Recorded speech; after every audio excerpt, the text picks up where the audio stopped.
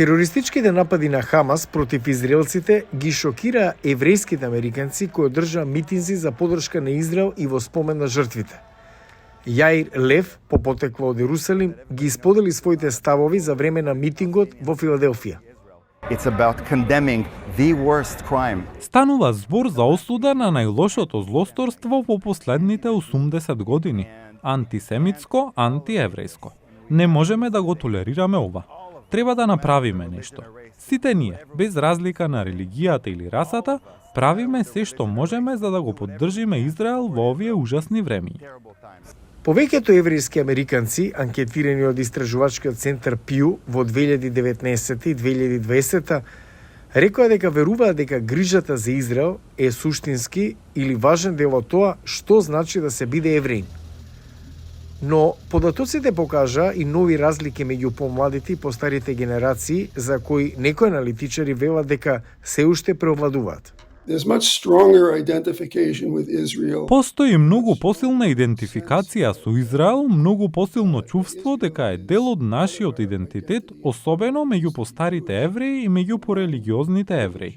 Евреите кои се помлади, всушност не се идентификуваат многу силно со Израел. Некои од помладите американци со еврејско потекло кои демонстрираа пред Конгресот изразија згрозеност од терористичкиот напад на Хамас, но не го одобруваат воениот одговор на Израел и хуманитарната криза во Газа. Носиме тага и болка по улиците за да кажеме дека оваа војна, овој напад врз палестинскиот народ што се случува во моментов нема да ги заштити нашите роднини. Тоа нема да ги врати нашите сакани. Други демонстранти од еврејско потекло изразија загриженост за ставот на Вашингтон за конфликтот. Председателе Бајден, отворете ги очите. Погледнете што се случува во Газа. Погледнете го пустошот. Треба да ставите крај на геноцидот и да побарате прекин на огнот токму сега.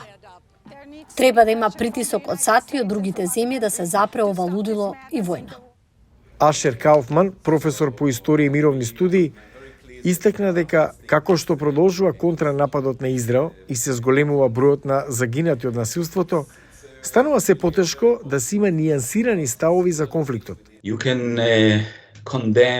Можете да ги осудите дејствијата што Хамас ги изврши на 7 октомври.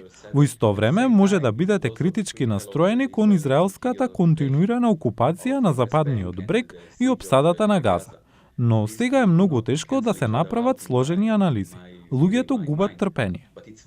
Според Кауфман, поделбата може да стане уште подлабока доколку се влоши хуманитарната ситуација во Газа.